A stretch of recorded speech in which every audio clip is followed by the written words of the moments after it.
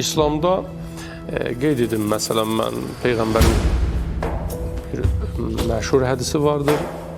Buyurur, "Lə tənzuru ilə kəssətis salatihim və siyamihim və kəthətil həcci və zəkat və kəssətil ma'ruf və tantanətihim bil-leyl və lakin yənzuru ilə sidqil hədis və əda ilə mələ."